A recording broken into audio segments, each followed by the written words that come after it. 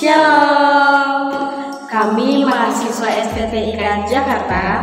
Perkenalkan, nama saya Usmi Karnika Rusmanjuntak, NIM 863197. Perkenalkan, nama saya Dora Agustina Putri dengan NIM 863199. Kami dari Prodi PAK tingkat 1 semester 1. Di sini kami akan membahas buku tentang filsafat. Di sini saya akan membahas mengenai buku filsafat dengan judul Pintu Masuk ke Dunia Filsafat dengan penulis Dr. Randus Harry Hammersma. Dan saya akan membahas tentang filsafat barat dengan penulis Dr. Zubaidi dari Logika Baru, René Descartes hingga Revolusi Sains ala Thomas Kuhn. Selamat menyaksikan.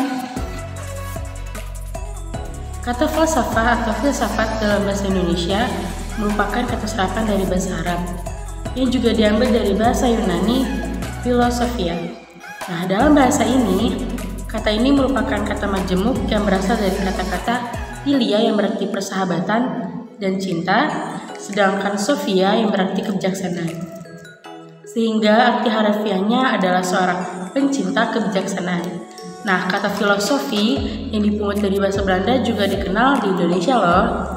Bentuk terakhir ini lebih mirip dengan aslinya. Dalam bahasa Indonesia, seorang yang mendalami bidang falsafah atau filsafat disebut dengan filsuf.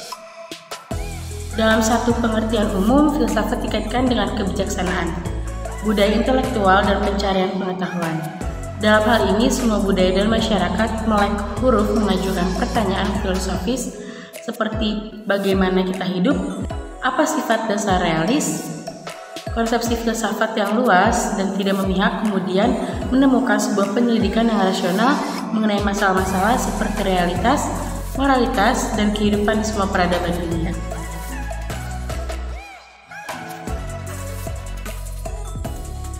Ini saya akan membahas mengenai buku filsafat. Filsafat Barat.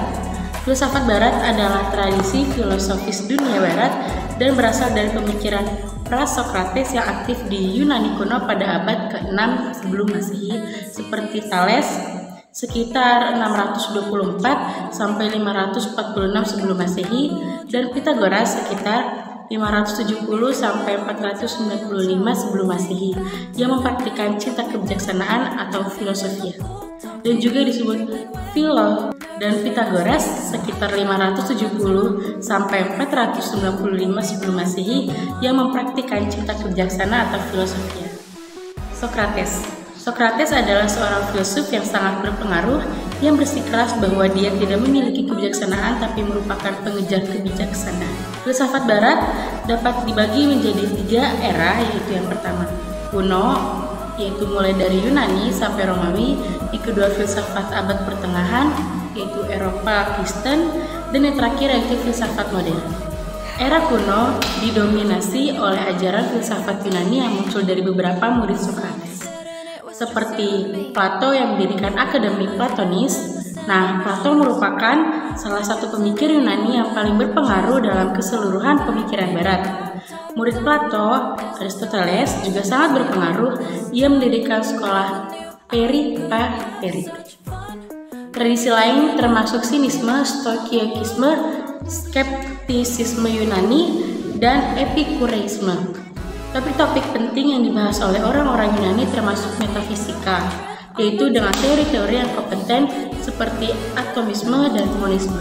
Topik-topik penting yang dibahas oleh orang-orang Yunani termasuk metafisika.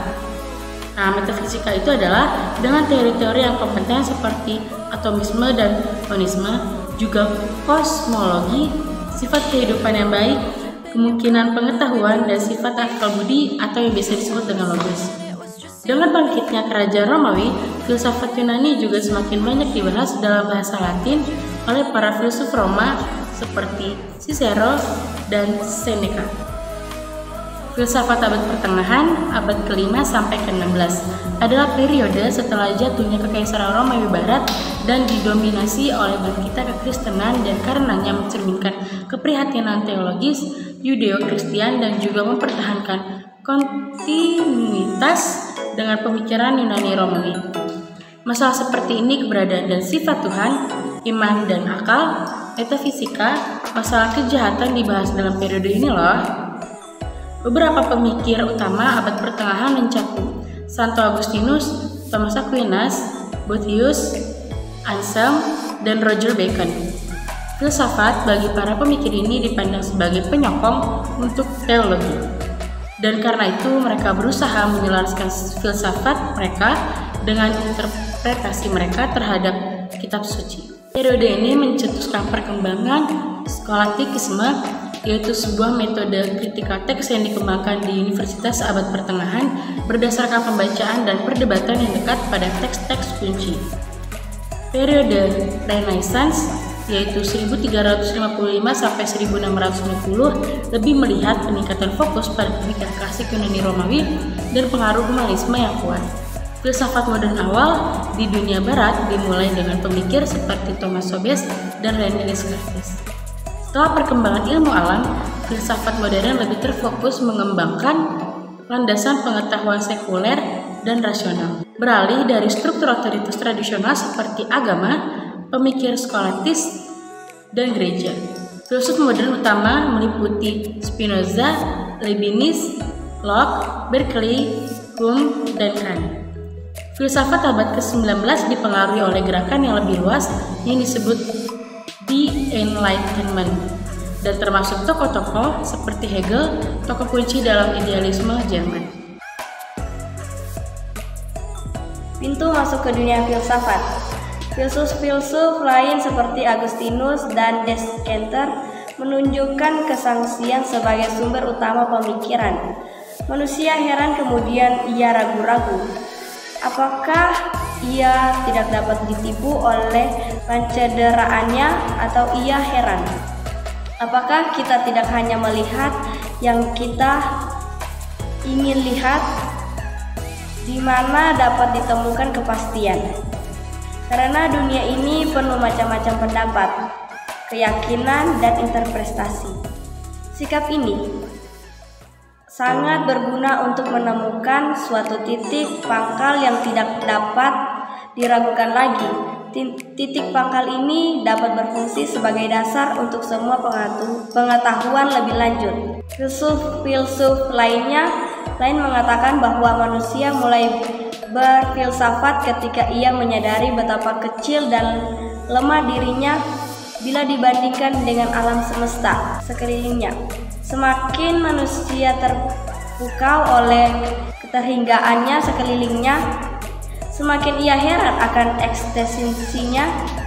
Dengan keterbatasan itu, manusia terdorong untuk berupaya mengatasi segala kegagalan dan kelemahan atau problema lainnya. Cabang-cabang filsafat.